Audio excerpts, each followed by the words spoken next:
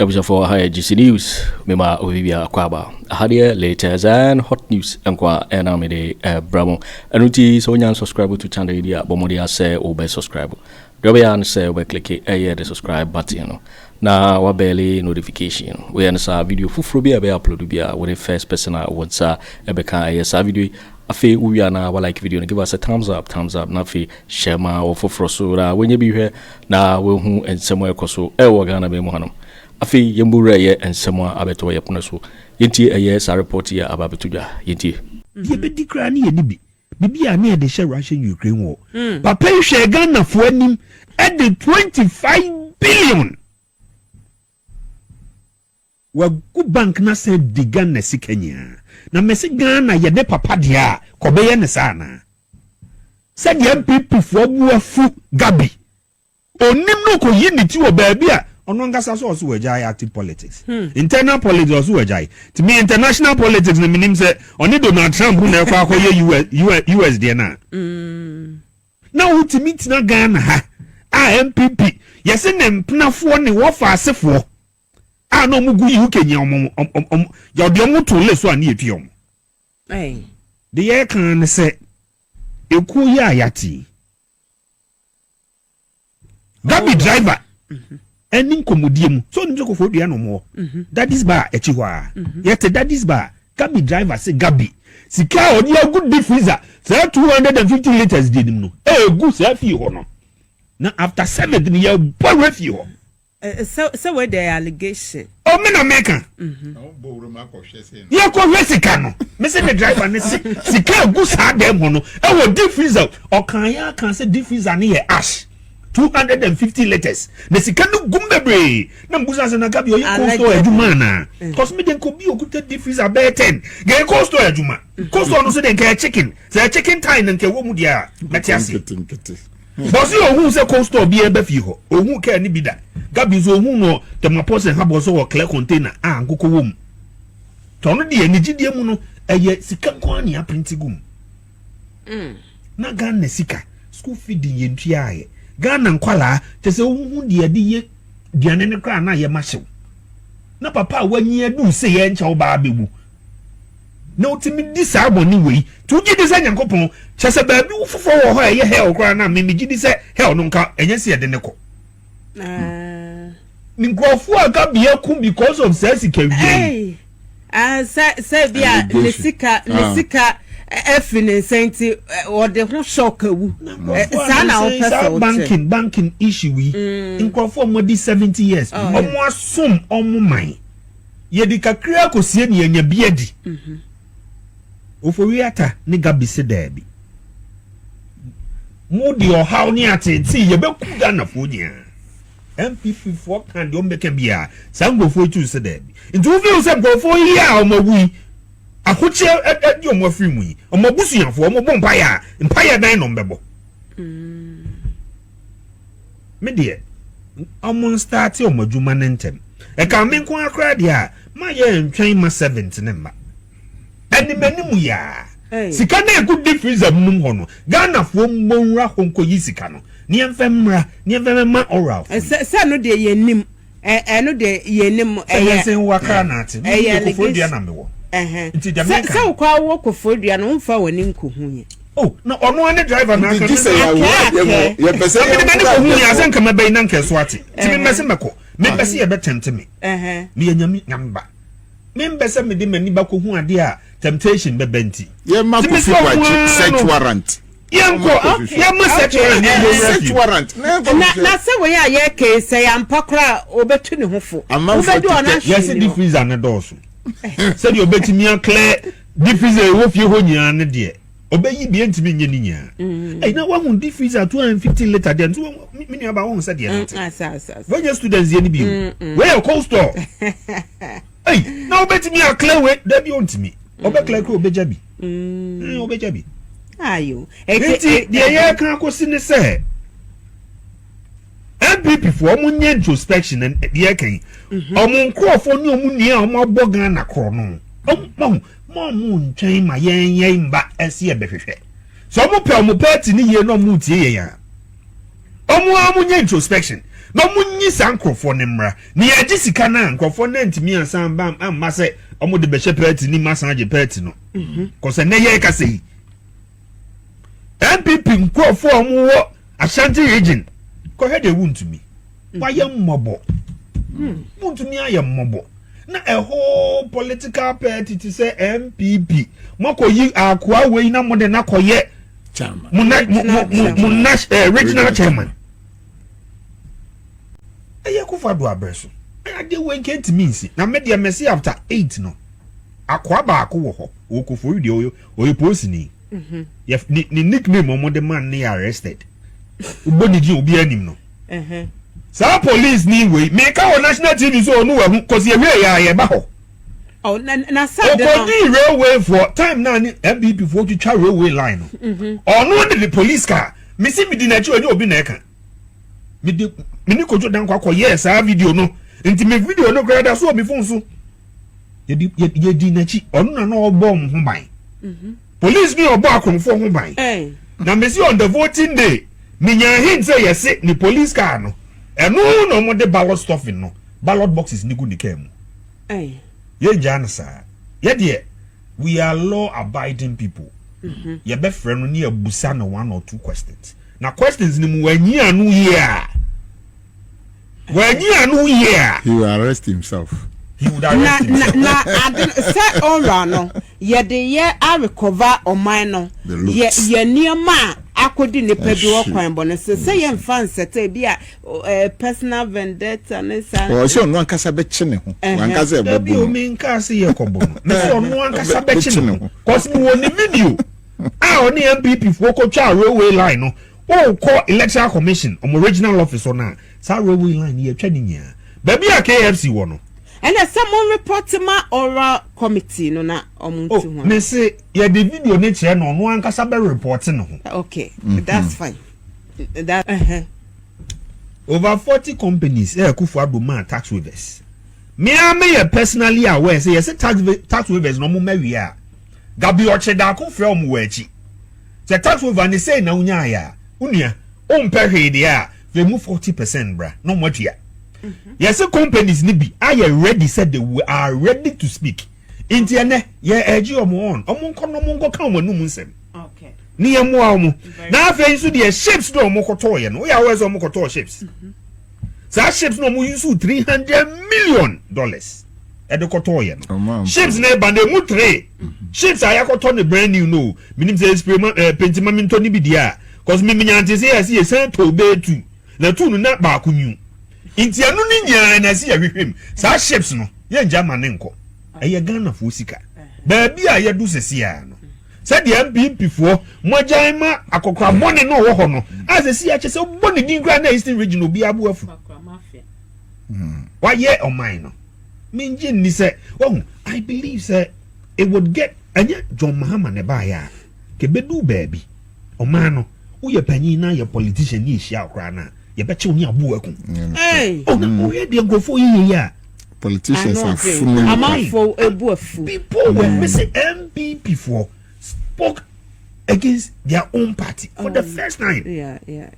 There were polling stations and me say one baby and the pakro beto ako. Susu sa unim se Ghana asase Ghana sika ewo woncha minia udia ye ntam fa komo am say mati mi din se wa ha se mati mi di kra bia be pie mi so monji mu ade na enfa hwe nkoda because we want to review the free SHS in kodanu yesi ye yi obi amfrim ebeto asusa e na wono be ko university susu no the first year academic fee no ye hia sika de ye sa djuma ni nyina enti mama his excellency kudos for the caliber of people you have selected. Ghana 4C why you on your marks into from 7th January a jumana shall say gidi me pamucho mumpe bebia mutebe ni bebia mani nyina mumpe mo ansa no mampenyi beko say Black Star Square akoji ni 2 mil onya ji 2 mil wenu na be on your marks guess no omu no mo husam omu sika no yehia sika no e dia ye juma because minya twini ba twifo say kwancha di efa ye disika na eyo enti se tisadia esese ye di ye sika ni nyina chi baako bebi akofa Paulugu Dam sika se $12 million. Ombrambe chere vice president ni nkrofo ombe chere bebi sika nafa ni oji 2 million ediko de Mauritius de say sky train susu amma na sika no ya hwenu kwa na etisa. Look at Okashi Commercial Bank 52.5 billion Ghana cedis and unko betumi ahwe free SHS for 25 years. Sa sika no ya hwe nana ankashi Daniel Kwesi ashema ma kasa sika no yanti omusika no furi ata susu kofi SSS committee we yemfreke no furi ata onbetinase non chere busum ana nyefa ye sika almost it has been transferred into announcements. Yenya sa sika na o Mahama ne djuma no de obewi agenda we nu nyina obewu se ye nu tem nti munya gidie muma yenya gidie wo committee nu on mase obefa to abobiti debi obase ya japade ya Ghana japade no ye ba beji police for ni prison for asase a amanfo agiafa omusi abrosan uba Ghana kra abrosan na efufu ti semre but ye di hia ye dika. Why is this so? Anu na Professor Jampo waka nti say we mature pa osi se wo ye abadwuma ana wo ye dwuma bia ye mi edwuma no ye didi hu kakra na se dwuma japade no nyina wankasa wa menya hye wo yema emre na so se esese wo fi pa nti enu nti na ye ti sa committee no na hwe nipa wa yi omu se sa nipa no mbrambe muntina se as a committee na yen hwehwe wona omafumfum Ghana japade se ye nukro se yantro ye pe nukwere no ate. Yes. Wanfa etuo ansho bisa na onfa etuo ansho bisa nsema ekoso o mamu nyina no se ya asasio se Ghana sikao ni Ghana japade bia ewo nsema ya te no ko committee no nche no emre no so a ube ko committee no nche no akọ yanu na ya nze o se na ohun son now o hwe chairman no se na meeting no honorable Okudjeto Blakwa wa yesa adwuma na ache nsasi hunsem ena sika hunsem ekodani cathedral 58 million asofu ankasa okromo ejidimie no se na okan no. All these things need to be investigated na Ghana for entia no kwara ewom se mu kita yesika yeji yesika adentina yeji yesika hwe se na yeti atwom no Minister of Health nko a onaba jimamenu as a Minister of Health no ya ti se COVID sika no $81 million no odi akokrado no aka wa brochere na nado anka hwa nkyere ye kenofurenta anka hwa nkyere ye na nado asaka kyere no se onkofie onkotena enti se ye mukrepa na ya ntra ye be dia ho just a committee we aye dwuma no enu echi $4 million osi wakoyi se obeto 26 ambulances ambulances no amma sika no susu ye nim se ye nukro enye nukro ye nim inti Ghana fo munya botre na nia meeting de minam bebi de ube se amanfo bi mu sha se kika nsem hye journalist bi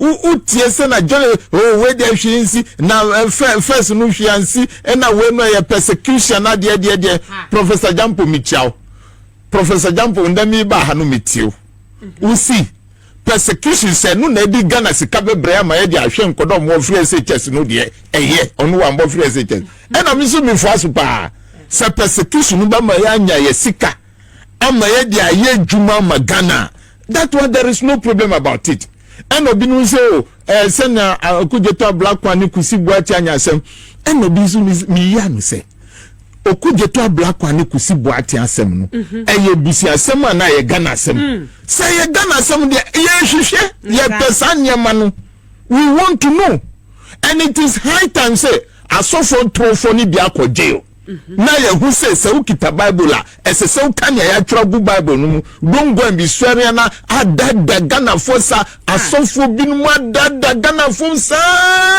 ama manfo bebrewu inti Okudjeto Blakwa eni de kusi Boakye asem enye busi asem enye se sebika frao kusi Boakye akofa okudeta black wa yire ena omu twin debi ena ni girl debi enye sa asem no na ndewu ko parliament house ncha uba se bo kese no da ho enu human su twin ena okudeta black wa ni kusi boatin omu twin enti se sika no be free waba hwe se asofo mpanifo mo committee su mu omu gusu ndede to cry se omu sa ko gi salary ewo egwo a ya sidan insunkwa na gina onu omu tumi catch say omu be ko so agisa asika no adenti na ye nka ntra asofo se mu fi asika no famra because say no free SHS nka be ye de say ubako secondary school ba first no now say nipa mu ko secondary school oba na ni body crisis now why you fresh in the mukwa in some crucial no mukwa a com and a mukita eduani ni ho so we need money to do all these things and now we have to understand this only be our comportamo ho PTA meeting yes say Ofori entria 100 cities baby Ofori 200 cities yes said eduani ni ho ntino eduani ni ho the eduani amankwala no nina ohima na usa ko wenim kra aside the 4 billion into 81 plus $4 million we edikahwa. Look at the amount of money we have gotten. SSA sasikano Ofori wa cathedral ska $58 million. Ghana for mumayenya botrema committee no committee no na be kire say and some aye kan nyina oh e betumi afa say politics sa so for bi ashen kom say Mahama belusu ye wiye no omusi o Yesu kra nsem o kan wa ye nyina we just want to know the truth. We want to know the truth from all these angles. Na committee no na betumi aye djuma no di maye. Mumaye nta omochi. Don say amanfo binu sha say kikan sema they want to rubbish the committee. That shouldn't happen in an intellectual society. Say nipa ana lectures ana wono ma kosko ma bimpa excuse me to mention Professor Bokino Munim Sikanwa Semino. When this committee is working, let us come out and tell them because you know 7 mebusha from illiterate kahu, but illiterate eya jomano abosu. Yeah, kabibia you they don't want you to use pen and paper. No ma jadi na bosu no ma sign poto. Let the educated in this country speak. So that Ghanaians no ombeti asemnasi sena Professor Jampo ekasa owie. That is what we are looking for from them. Now share Daniel Domelevwa. Wa share oyede auditor a consultant pa wa bia broso. Inti enunti na yedi no akose ho. Se ombra meye juma. Inti se bibi tochia onu betumi afa ni pen ni calculator na wa kire ye no kure no. Na nkofwe Martin Pebusu so a da bia o kana sem oye lawyer ni nti se ye bibia ebetia Ghana constitution obetumi atia omunai so also ye papa Kofi Boakye a security expert ewo ma COP wa ye djuma onunu onam ti se nipa da sane wa sa osa wo huhum a otumi hu esuma seniama ye friend say security o mema emra mini wa akoda no that person has also been selected. And now Kofi Raymond Atta Ubekaya onu kromha kickback in Samuno onu the buyer and oye juma to the extent say investigative journalism of recent times no say onu the buyer into this caliber of people alone on mampeni elect Odi to Ghana for anyone as a committee shows the seriousness of his next governance. Inti nye here say Ghana for benya jidi ediama sani panu omampenyi John Dramani Mahama enyo nu no be kwa kochi sankro ye Ghana fankasa we have to fight for our future. Other than that ebe to say mediocrity o enyehwe nu na ye wo musa na on mind to say Benin now betwa Ghana ho asha on mind to say Burkina Faso now betwa wansa Burkina Faso oninsu ye wompu ene da ha omuyi omunyama omudi fate mahabo se omu adwane akoko d'Ivoire. So these are some of the issues esesenya botre we edimi ba besi asembesi wo airport ne Ghana for obianyi na so airport no because I know you hold some latest on it. Yes. Apart from gold na man for koko pieso SCZ ni ne kaika ho private person ni ne kaika ho kululu ewom ye ni private person say wo hodom ye ni microphone so omututo gold e dey cause ye nkonkoto no mu program na o ka tell me say gold as an yeah vice president office trust letter no e no so e da honum but what happened today look everybody closer to President Mahama should tell him say the SC and then will take over from 7th. It should investigate the National Security Coordinator. It should investigate the airport leisure officer. Hopes in my and I may come ask them say, young Kobe is a National Security Coordinator. Move on a picture. I'm quick. Sir, yeah, my person did a picture, but now I say, oh no, also working out. So Moon Kobe Sano, Mate. Yeah, Papayana. My boss, my former boss. Oh, former boss. Oh, are you? It's also young Kobe is a papay. Handing over, yes, see, President Mahama. And the date is saying 18th.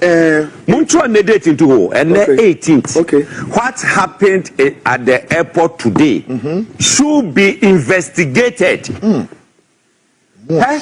Samu tekino for just a year as oh Anna yenjai asumja. Please. Ghana for will not be happy. Do you know why? Oko a year. Answer na obe rata mark no so. Okay. There were various gates. I was honum. Baby or honuma. Ebia, omode nyama bi airco. A flight no more. Ghana Aviation Authority for no Agyarko mu say way. Gyamfi say biane. Okay. Our mode ba flight no mu ama. Omo baby a sakase no fa. Okay. Do mode akọ. Say President etu kwanya wo the gate dedicated. Okay. President, the Vice President, maybe Speaker of Parliament at times. At times.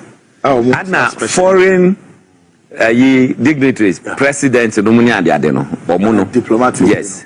Before now use gate friend gate 19. Okay.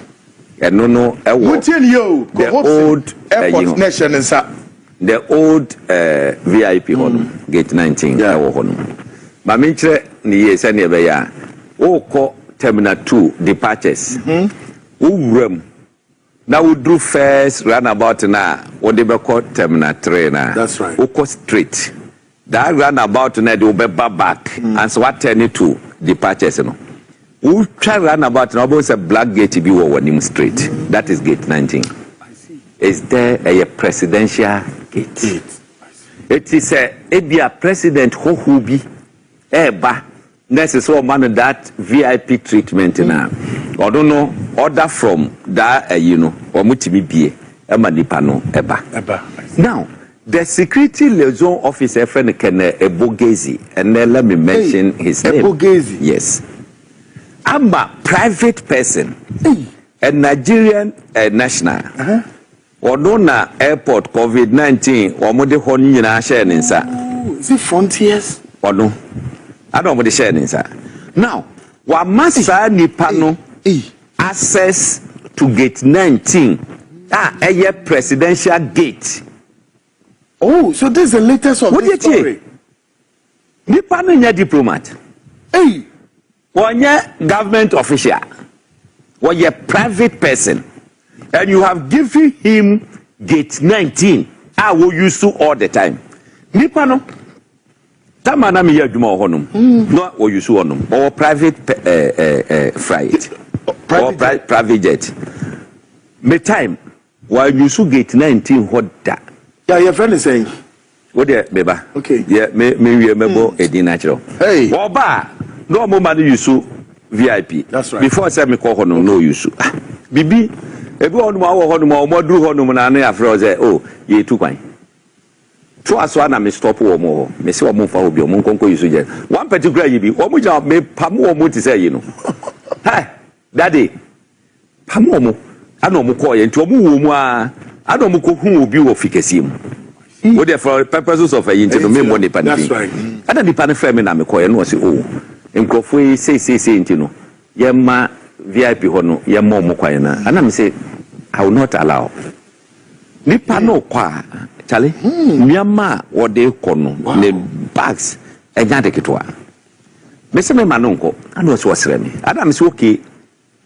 provided say Obeka say any point in time Obeka say wo ana we request say onyusu honum on that one sa wujitu mu dia I will agree wasi wa dia tum and so many committee no ho e mani pa no committee no ho ana no use VIP after that what kwasa kwa command access to gate 19 which is the president's gate president, the former president, vice president, former vice president, speaker of parliament, chief judge at times, you know, those kind of there ebia otumfo ko onono ye betima mana yusu gate 19 any ade so how can you allow a private entity, a private person, an individual? And yes, sir, what the car back what drive where we keke wo. Yo. You wanna mete say, Nipa do babe 2 days ago. Sir, was ako ene. Ano mo man 11, almost over 11:30. Na ebasa na. Aviation security na wo gate na no. No more friend no say. Ebia ene. Yes, expect way. Nipas Messi, ebi or the car back, Nipas Messi or the car say, any ade, and the beko, no mama time, and the time no do no mudru honoma, then or more be omo. It's binya intern. Dana, me call honum. Eja, me frere, and this is impeding for a minimum. Me say more, me say me uncle. And that's seven American. Hey, it's 11:15. Na your honum. Mene wanga na di kan ko e ti mi mani di kan park wono ne car e wo anim ho na me park achire ane ye wo wana me ka jense look move there no ko e no si o expect obi na say breaking news pa me na me ka chiro e hifo na be use hanne anaja woni mu ye na say edina has been confirmed intelligence yes. No Ana me man bi say how many cars? Anna Sani Pano. Or Deba, was 4 cars. Na nipa ba kwa utukwai. Land Cruisers ba 4. Yes, a dear, I know Mukwe. You know what they do? Tam no Babeswan. No, de Niamakakra. Ninta de Ebia, what Tomilo near the day, bag bay 3. No more the Afahonum, no Mascane, and no more the co. Cast 4 na egumuno. Nyama yemuma au mukwako loduni yina into the private jet. Really? And that one into the private jet. And nobody scans it. Hey. Me say I'm telling them. Me say this case, me DHA to the latter. I feel in your picture now all day, Bano. Me DHA to the latter. So and yet to commercial flight. No. Private jet. And then you open gate. President Kwa what drive it through. Now serious thing happened today. And they call yes, and they saw us in camera. Gyamfi no muchru. And I'm afraid. And this is in Penifono Bako. Mimpesa me boniding. Yakwana already some of the guys.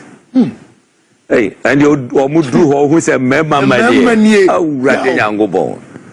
Hey, who's a member money? And an airport where we need. I know what it is here.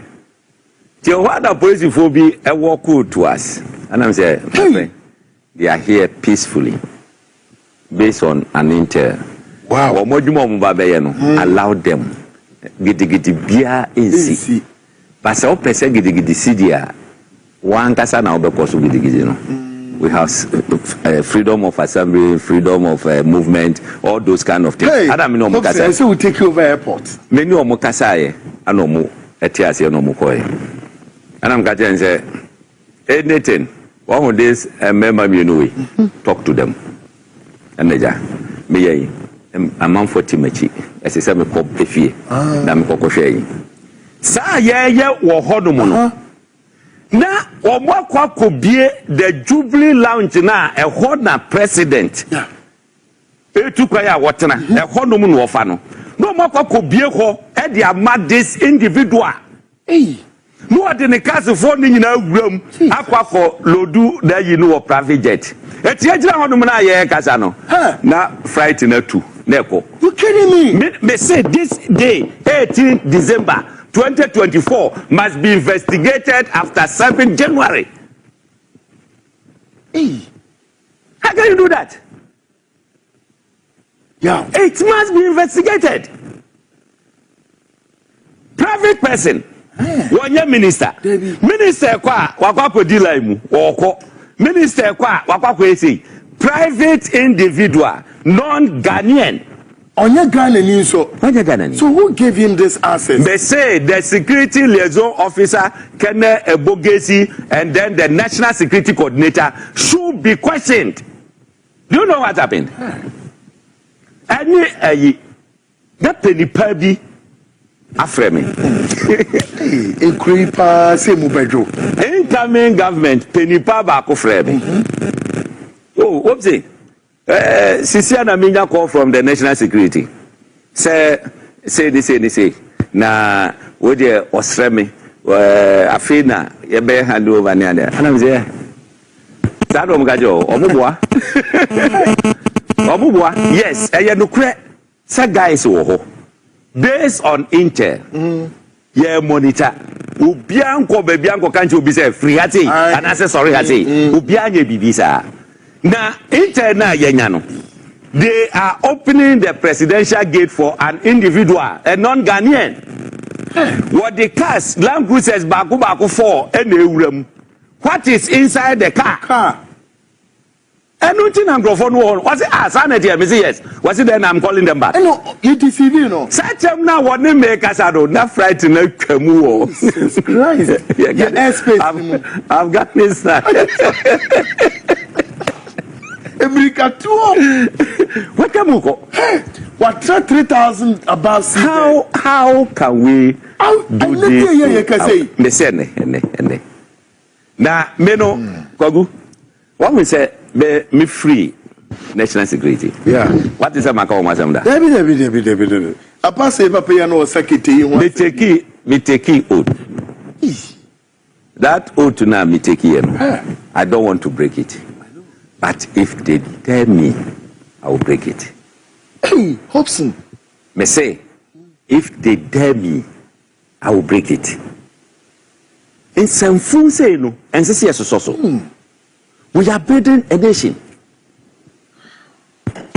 Look, Mr. Chrome has a home. Ya ni ama economy na say yo. Who sika manfo lodu e di free oman. How can we build economy like this? Who will sika ya odia? Currency. Fagu bank. Ode o pese o ye transfer. Pressure e ma ye so e wo krom ha. Ye cedi ni ye dollar no e bejina. Na nipa tam sika no akolodu no ode ko. Ye nka se sa private person no onya djuma wa ban mu ni aka so akwa wi aban sika. What you say? But say wo ko ba bi na say wo disika kwa. You must declare. You have $10,000 to travel with. Obi ankwese o. Enya bro na 11,000. You must declare it. What you say? You go the amount for a free hasay. Ediko. Ah Ghana ye nya hwe emfrim. Enya deketwa. You see, it is hard time with name and shame. Huh? Sabe. Nyamba bi wo hono mo a esese ye tackle head on after 7 January. Me makatro say me group no de radio JDM advocacy group no. Hey ya.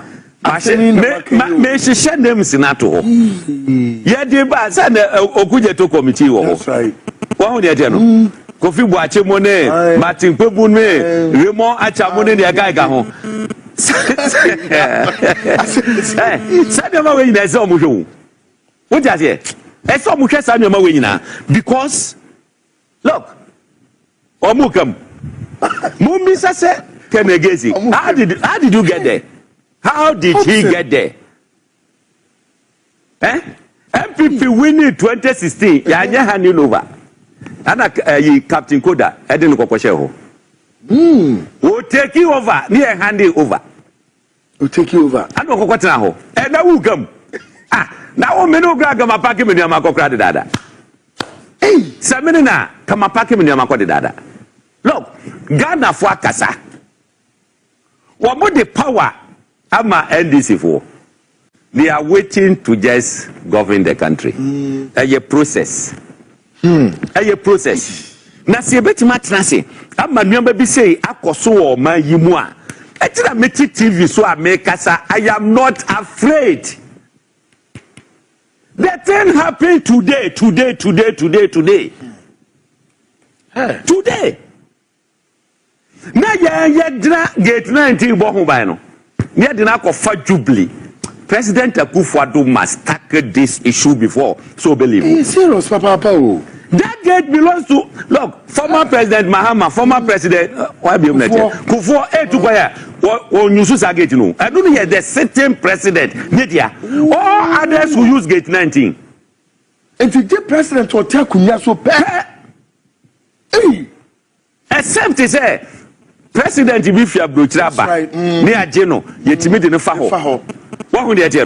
Apart from that, all former president will use gate 19. Then private individual on your gun who did not go for hodum.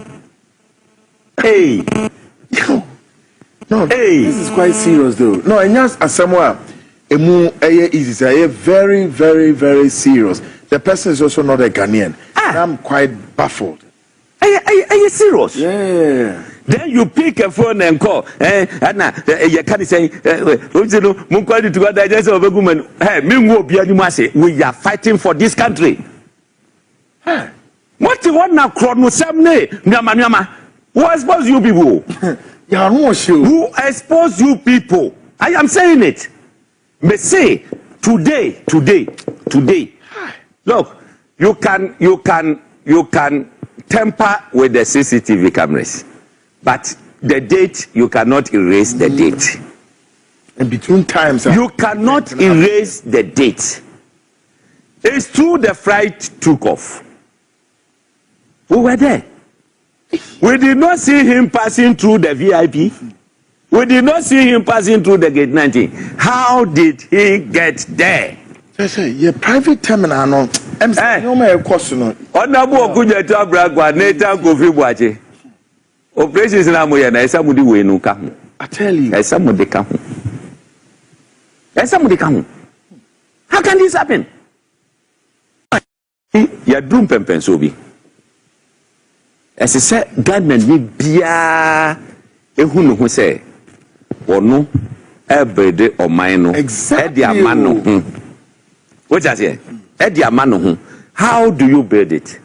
Wo dia ni say we say bibi ko boni a wo be expose boni no. Bibi ko na say papa wa bo ho ban. So when you know. By so doing, look, yesterday 1992, ana keji na yinya adwene ba ko say ye be yesa.